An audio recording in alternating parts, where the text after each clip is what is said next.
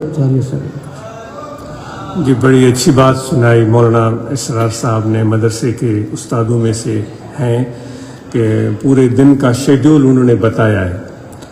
تو آپ جتنے حضرات یہاں موجود ہیں، اور یہ بھی بڑی اچھی بات انہوں نے بتائی کہ خواتین کے لیے جو بچیاں تعلیم حاصل کر رہی ہیں فقہ اور حدیث کی، وہ خواتین کو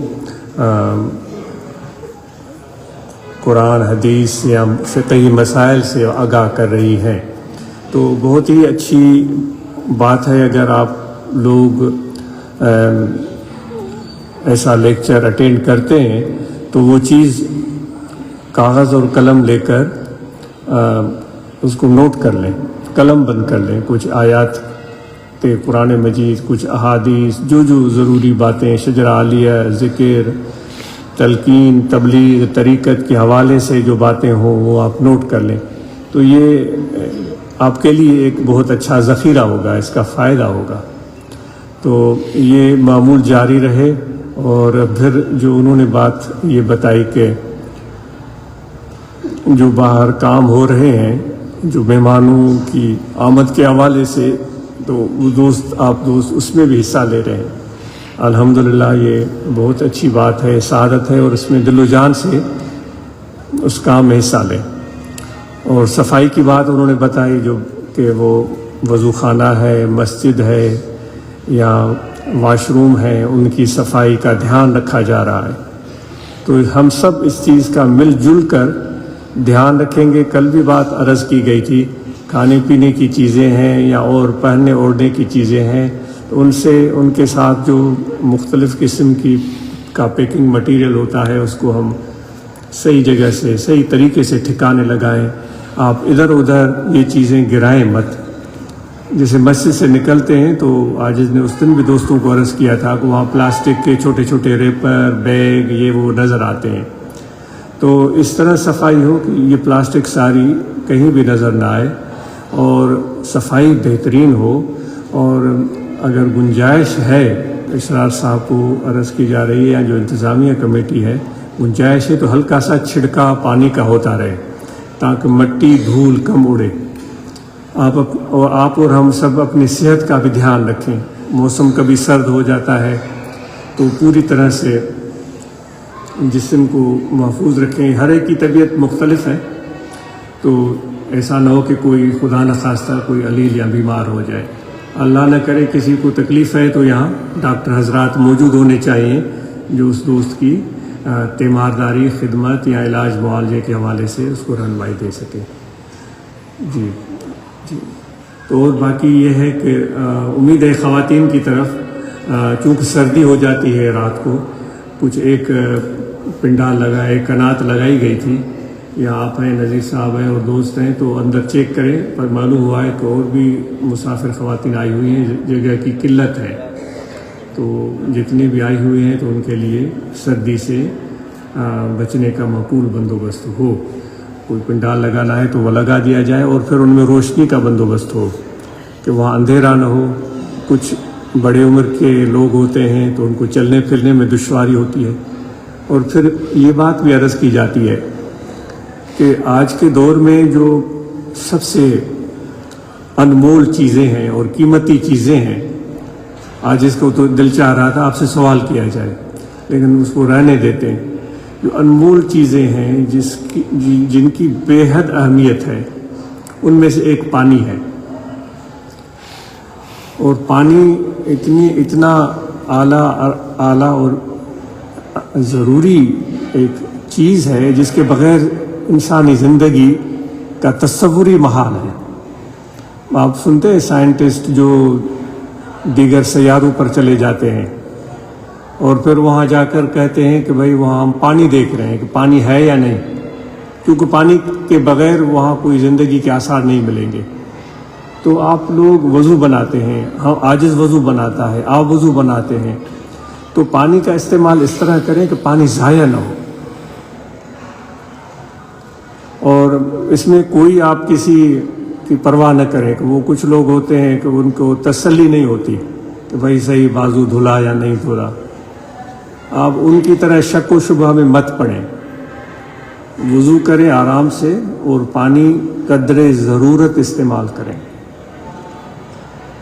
اور اس میں بالکل بھی پانی ضائع نہ ہو۔ پھر کیا ہوتا ہے، پانی جب ہم منہ پر ڈالتے ہیں ایسے ڈالتے ہیں کہ وہ چھینٹیں ہر طرف پھیلتی ہیں، بازو پر ڈالتے ہیں چھینٹیں ہر طرف پھیلتے ہیں، پھر وہ فرش گیلا ہو جاتا ہے۔ یہ چیز ذہن میں رکھیے گا۔ پھر وہ لوگ آتے ہیں وہاں، کچھ کمزور ہوتے ہیں، کچھ بڑی عمر کے ہوتے ہیں، کوئی بھی وہاں پھسل سکتا ہے۔ تو وضو اس طرح بنائیں کہ چھینٹیں نہ اڑیں، پانی نہ پھیلے، کسی کو تکلیف نہ پہنچے، کسی کو چوٹ نہ آئے، کوئی پھسلے نہیں، اور جو لوگ وہاں موجود ہیں وہ محبت پیار سے ان لوگوں کو اس حوالے سے آگاہی بھی دیں کہ بھائی پانی ضائع نہ کریں۔ وہ کہتے ہیں ایک شخص تھا، وہ کسی مٹکے سے پانی نکال رہا تھا، اس نے پورا گلاس بھرا اور گلاس بھر کے 2-3 گھونٹ لیے اور باقی پانی گرا دیا۔ ہم کرتے ہیں اسے، باقی پانی زمین پر گرا دیا۔ وہاں کوئی اہل دل بیٹھا ہوا تھا، دل والا بیٹھا ہوا تھا، تو اس نے یہ ماجرا دیکھا تو وہ بے ہوش ہو گیا، وہ گر پڑا۔ لوگوں نے کہا کہ اس درویش کو کیا ہوا؟ اس کے ہاتھ پاؤں ملتے رہے اور بڑی مشکل سے جب ہوش میں آیا انہوں نے کہا طبیعت ٹھیک ہے، کوئی تکلیف ہے، کوئی بیماری ہے، یہ بے ہوشی کیوں ہوئی؟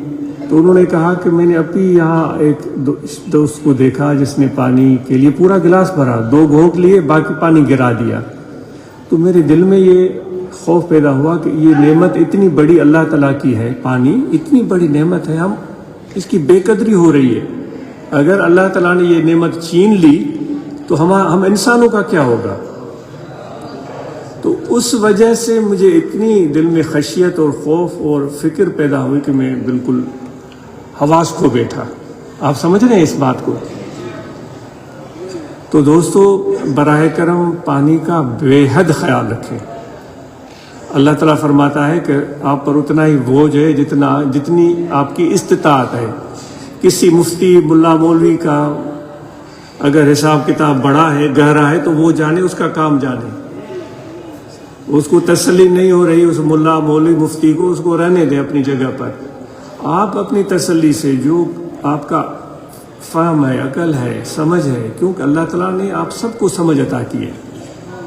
بلکہ بڑے بڑے مفتیوں کو معذرت سے عقل سے پیدل پایا ہے، وہ سوچ فکر سے پیدل پایا ہے۔ تو اس لیے ہمیں ضرورت نہیں ہے کہ جو سوچ سمجھ سے کام نہیں لیتے ہم ان کے پیچھے چلیں، جبکہ قرآن مجید میں اللہ تعالیٰ فرماتا ہے کہ عقل سے کام، افلا تعقلون، عقل سے کیوں نہیں کام لیتے ہو؟ تو اس لیے دوستو، آپ سے گزارش ہے کہ پانی کا دھیان رکھیں۔ آج کی اس محفل کی جو باتیں ہیں ان میں ایک مسجد کی بات ہوئی تھی۔ مساجد میں ایسا ماحول ہو کہ وہ انتشار کا، اختلاف کا، کشمکش کا ماحول نہ بنے۔ وہاں ایسا ماحول ہو جہاں پہنچ کر آدمی اللہ کا ذکر کرے اور دل کو سکون ملے۔ تو عموماً یہ پھر وہ تنخواہوں پر لڑائی ہو رہی ہوتی ہے اور چیزوں پر لڑائی ہو رہی ہوتی ہے۔ اس لیے عاجز عرض کر رہا تھا، اگر دوست مسجد بناتے ہیں تو پہلے مسجد کو چلائیں گے کیسے، وہ طریقہ کار سوچیں اور اس طریقہ کار کے مطابق عمل کریں۔ پھر دوسری بات پانی کی ہوئی کہ ہم سب پانی کا استعمال قدر ضرورت کریں، اور پھر تیسری بات ہوئی کہ یہ پلاسٹک جو ہے نا ہماری زندگی میں بہت داخل ہو گئی ہے، اور پلاسٹک کی چیزیں ہمارے ہر چیز کے ساتھ لپٹی ہوئی ہوتی ہیں، پھر ہم اس کو پھینکتے ہیں، پھر اس سے نا صفائی جو ہے وہ جاتی رہتی ہے۔ جہاں بھی کوئی پلاسٹک نظر آئے اس کو نکالیں، اس کو کسی صحیح جگہ پر پہنچائیں، تاکہ یہ جو کہتے ہیں ریسائیکل، اس کو دوبارہ استعمال ہو۔ تو اس لیے آپ ان چیزوں کا دھیان رکھیں گے تو انشاءاللہ جو اس کے باقی دن ہیں اس میں یہ سارا ماحول اچھا رہے گا۔ اور پھر درختوں کی بات ہوئی تھی کہ وہ درخت لگائیں اور اس کو پانی دیں، پھر اس کے نیچے بیٹھ کر اللہ تعالیٰ کا ذکر کریں۔ اللہ تعالیٰ فرماتا ہے جو زمین آسمان کے بیچ جو بھی چیز میں نے پیدا کی ہے وہ میرا ذکر کرتی ہے۔ اولیاء اللہ فرماتے ہیں کہ جو درخت کا پتا ہے وہ بھی ایک ایک پتا ذکر کرتا ہے. تو وہ جہاں اس درخت کے سائے میں بیٹھ کر ذکر کریں گے، وہ درخت تو پہلے ہی ذکر کر رہا ہے، آپ بھی اس کے ساتھ شامل ہو جائیں گے. کچھ لمحے وہاں بیٹھ جائیں، سکون، اپنے دل کے سکون کے لیے. آج کل ہم اپنے دل کے سکون کو اہمیت نہیں دیتے، بس وہ ہم اس دوڑ میں لگے ہوئے ہیں کہ ہمیں اور چیزیں ملیں، اور پیسے ملیں، اور کپڑے ملیں. پھر آج کل سوشل میڈیا کا دور ہے، پھر مقابلہ آرائی ہوتی ہے.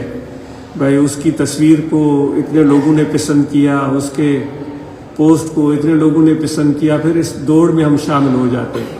اب فائدہ نقصان آپ خود سمجھ سکتے ہیں، لیکن اپنی تسلی اور سکون اور آرام کے لیے ہمارے پاس ٹائم نہیں ہوتا. ہم تھوڑی دیر مراقبہ کے لیے بیٹھتے ہیں تو اس میں بھی یہی چیز ہوتی ہے کہ کتنی لمحوں کے لیے ہم یکسو ہو پاتے ہیں مراقبہ میں. یہ مراقبہ جو ہوتا ہے وہ ہمارے باطنی روحانی اطمینان کے لیے ہوتا ہے کہ یہ خاص ٹائم ہم نکالتے ہیں اپنے روح اور قلب کے لیے. اللہ تعالیٰ فرماتا ہے میرے ذکر سے، الا بذکر اللہ تطمئن القلوب، میرے ذکر سے دلوں کو اطمینان ملتا ہے. تو آپ سے سوال ہے، میں اپنے آپ سے پوچھتا ہوں کہ یہ چند لمحے 5-7 منٹ جب مراقبہ کرتے ہیں، کیا واقعی ہم دنیا و ما فیہا کے فکرات کو چھوڑ کر اللہ کی یاد میں اور اپنے دل کے سکون کے لیے گم ہو جاتے ہیں، یا وہاں بھی ہم کسی کی فکر میں لگے ہوئے ہوتے ہیں، کسی کی یاد میں تڑپ رہے ہوتے ہیں، کسی لالچ میں، کسی دنیاوی رنگینی میں گم ہوتے ہیں؟ پھر یہ کیا مراقبہ ہوا؟ پھر کیا مراقبہ ہوا؟ پھر تو یہ صرف نقالی ہوئی اور کچھ بھی نہیں. تو تھوڑی دیر کے لیے مراقبہ کرتے ہیں، علم شریف پڑھیں. اور جو نئے لوگ آئے ہیں ان سب کو اجازت ہے، یہاں دل ہے، ان سب کو اجازت ہے، یہ دل ہے، دل میں ذکر کریں کہ دل آپ کا بول رہا ہے اللہ